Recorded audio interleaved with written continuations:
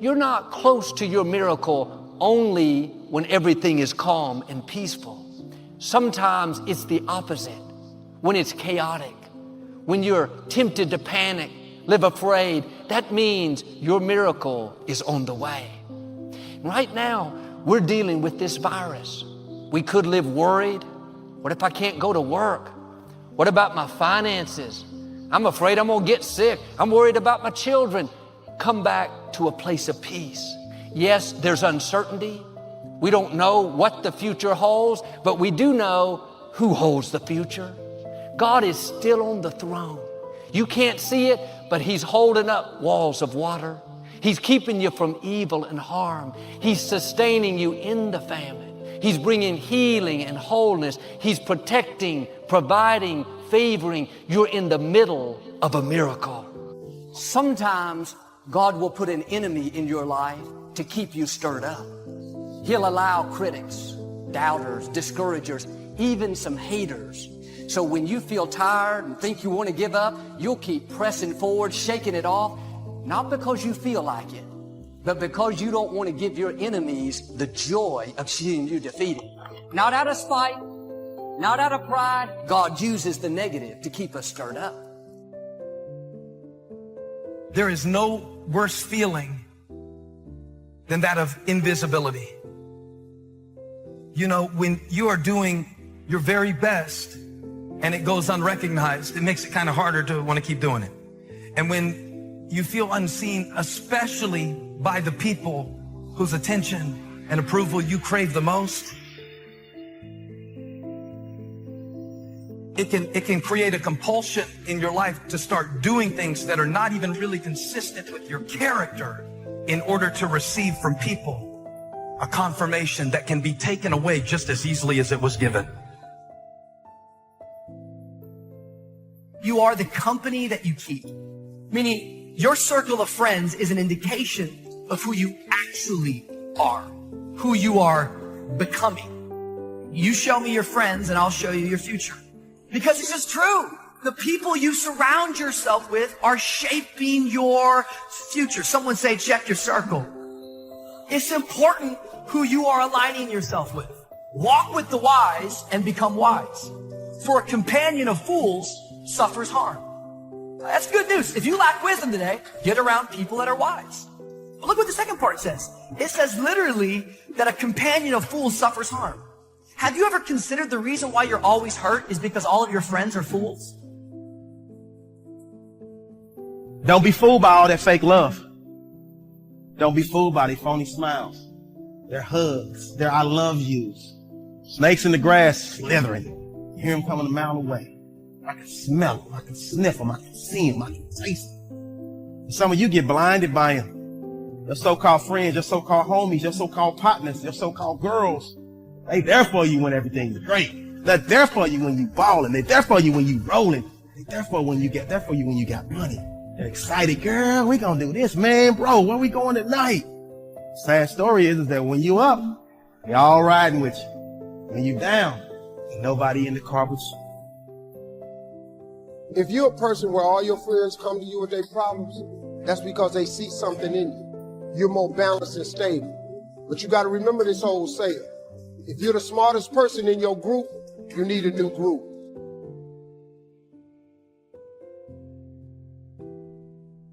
Some of my enemies, I feel like I need to write them a check. If they hadn't have been against me, I wouldn't have prayed so hard. If they hadn't have made fun, I would have given up sooner. If they hadn't have told me I couldn't do it, didn't have what it takes, I might have been complacent, settled where I was. It was their opposition that pushed me forward. Many times, God will use your enemies to catapult you to success more than your friends. Here's how you know if someone's your friend. A, you can tell them bad news, and they'll listen. They won't tell you why, you're stupid and why that bad thing happened to you and how something worse happened to them once and, derail the whole conversation. It's like, go away from that person. They're not helpful to you, and they're not helpful to themselves either. You got to surround yourself with people who want the best for the best part of you. And that's a really good way of deciding who you should have around you. You spend your life performing for a crowd, it'll kill you. And you're like, I'm good. I'm not a preacher. I'm not a singer. I don't perform for people. It's gotten much deeper than that now. It's the feeling that we get when we start offering ourselves up in a form that is more impressive to people, but is not authentic to us. Is the mode that we all get tempted to get into when we start trying to bring a version of ourselves to a situation that we think will make a good impression. Don't complain about the person that betrayed you. If they walked away, they didn't set you back. They set you up for the fullness of your destiny. If they lied about you, tried to push you down, overlooked you, it may not have been fair. But if God allowed it, He knows how to use it for your good. Do not be misled. It's like, don't sit around and be like, I think this is what's going on. No, wait, this is maybe what's happening. You don't have to come up with theories. Don't be misled. Bad company corrupts good character. Have you ever stopped and considered the reason why you're never able to finish anything you start is not because you're not gifted. It's not because you're not talented. The reason why you can't finish it is because you lack character. Because every time you step out, you don't have the stuff it takes to finish. Yet the only way you're going to get rid of bad character is you're going to have to actually go ahead and get rid of bad company. The moment you remove bad company, you're going to start getting some good character. Somebody say check your circle. Sometimes there's something inside of you telling you that you are not enough. And since you feel like you're not enough, you start trying to do all this stuff to prove that you are enough. The problem is the people that you're trying to prove it to aren't even paying attention because they're so busy trying to prove to somebody else who isn't paying attention to the other person. And now we're all posting and proving, but inside we're dying. And you've got to know the places that you cannot go, whether it's on your phone, whether it's in your mind, because there are some places that you need to stay away from on purpose. Because if you go, it's going to kill your joy. It's going to kill your contentment. It's going to kill your sanity. It's going to kill your peace. You've got to upgrade your friends. It ain't nothing bad. You just got to upgrade people in your life. But if you're the smartest person in your group, you need a new group. You cannot be the go-to person in the group. Don't worry about it. You have a gift. That you solve problems all the time. You can earn a lot of money doing that. You know what people pay for in this country? They pay for expertise in this country. The moment you're an expert at something in America, you can make $1 million. All you gotta do is be an expert at one thing. I don't know how many different ways I can say this. So many of us have to learn this the hard way. They act like they got love for you.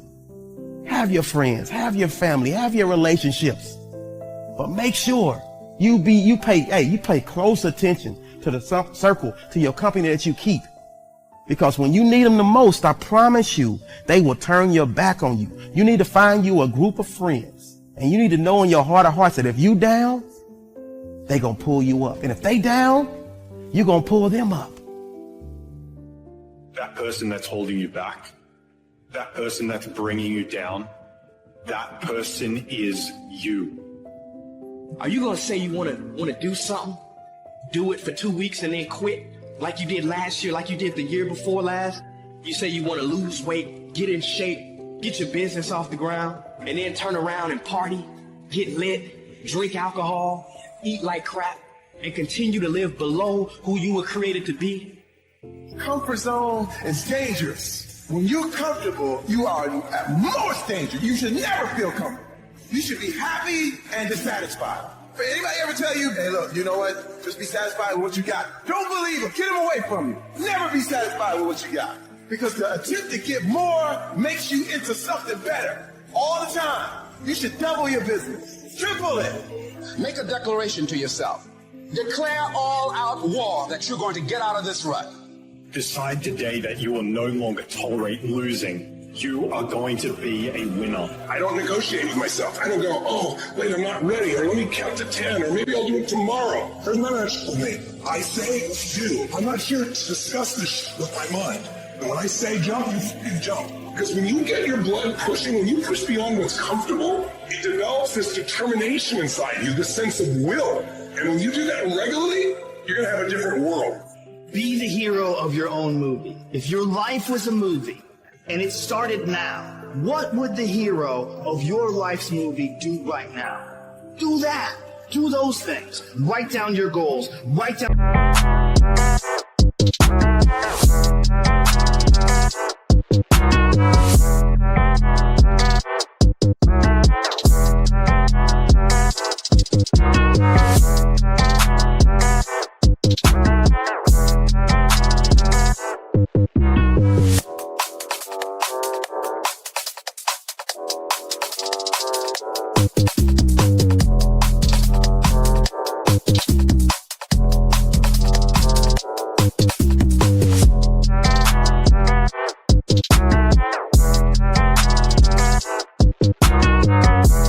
things you want to improve. Write down things you won't tolerate from yourself. Write down things you've done in the past you never want to see yourself do again.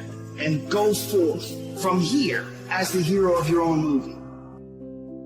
Show me something that has grown into something beautiful that didn't have no dirt on it. You take a seed and throw it on the concrete. Don't put no dirt on it and watch what happens. See, you get tripped out because you got dirt on you. But you need dirt on you to develop. Because dirt ain't just dirt. Dirt is fertilizer. Dirt is nutrients. Dirt gives you the strength for your seed to push through. See, you got to have dirt on you to push through something. Everything you see that's beautiful starts out as a seed, but that seed got to get dirt on it. See, you get mad when haters come your way. You get mad because you get a setback. You get mad because you get thrown off course. You get mad because you get a detour. That's just dirt. You get mad because they talking about you. That's dirt. You get mad because you lost your mama. That's dirt. You got to have dirt on you to grow into what God got for you. Quit tripping. Darkness is not a thing. It's a void. It's an emptiness. It's an ambiguous existence, a place whereby I cannot see my way clear. It is difficult to get us to appreciate that God does his best work, not in the light, but in the dark. In fact, when God gets ready to prepare you for light, he puts you in the dark. This season that you're in is preparation for what God is about to do in your life. He's developing you in the dark. Oh no, don't put me up there too soon. I don't want light when I need darkness. As long as you take a bag of seeds and keep it on a shelf, you'll never have a harvest. You'll never have a harvest. You can take a bag of seeds and put it in a shelf and put it in the light somewhere and it will never produce. Because seeds were designed to produce in the darkness. That's why seeds have to be planted. Because in the privacy of darkness, seeds begin to go through a metamorphosis that they could not go through in the light. I just want to stop and thank God that he allowed me to go through my changes in the darkness. The transformative power of God, the ability to turn this into that, is often done in the dark.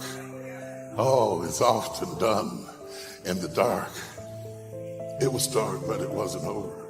It might be dark for you right now, but it's not over. You might be going through a season of the absence of a thing that you legitimately need.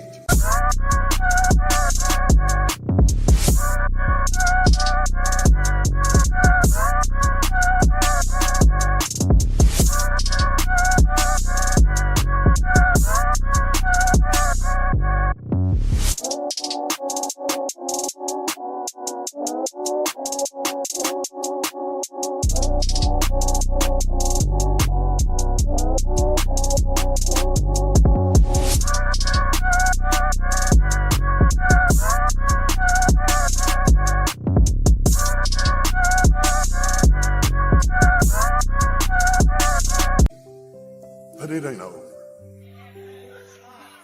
You may have to function for a while without the absence of the thing you adore, but it's not over.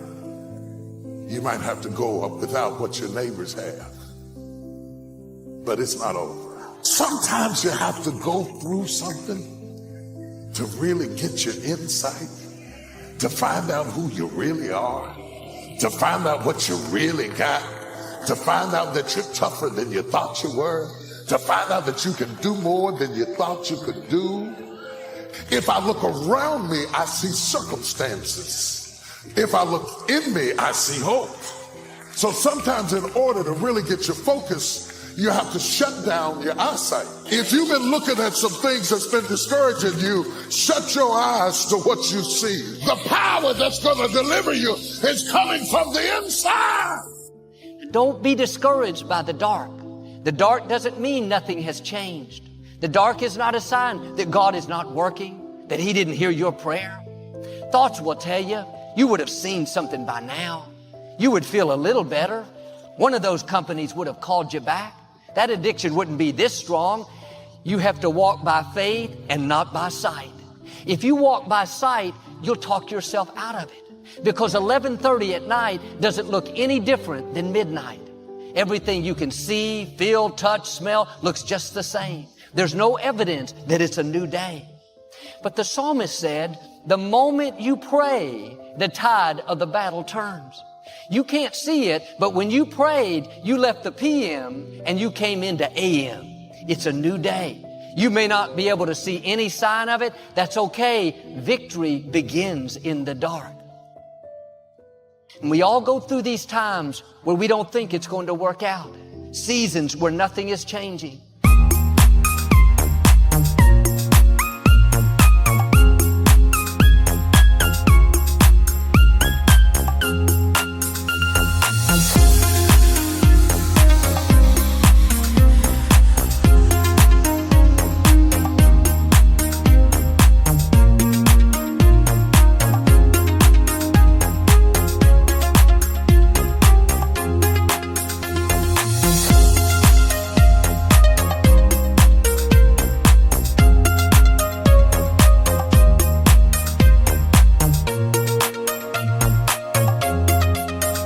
We're being our best, but the business is not growing.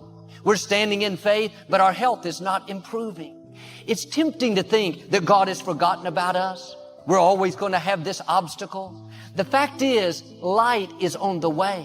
What God promised you is en route. You may have struggled in an area a long time. You've been believing for things to change in your marriage, your finances, with an addiction. It seems permanent. God is saying, you've already entered a new day.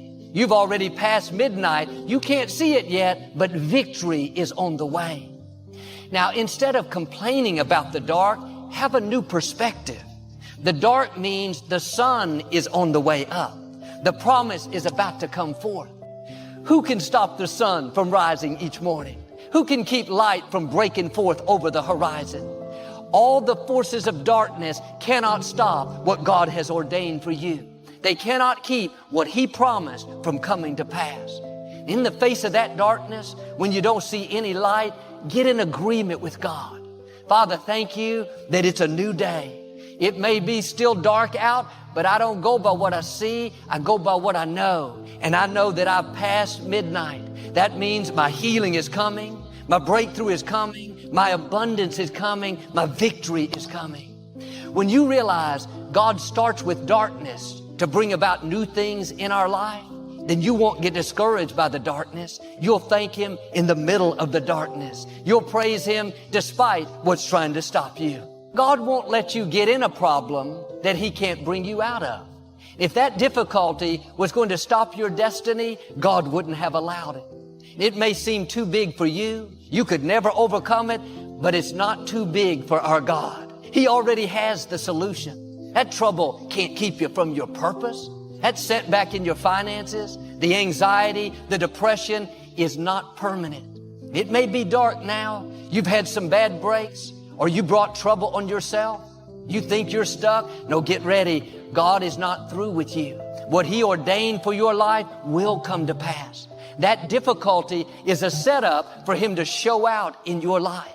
He's going to do something unusual, something out of the ordinary that will thrust you into your purpose, something that will suddenly change things in your favor. What you're up against may be bigger, more powerful, more influential, but you and God are a majority. Him being for you is more than the world being against you. There's not an obstacle He can't move. There's not a sickness He can't heal, not an addiction He can't free you from. You may have areas where it feels dark right now. Nothing is changing. That's a test. Will you praise Him in the dark? Will you thank Him that what He promised is on?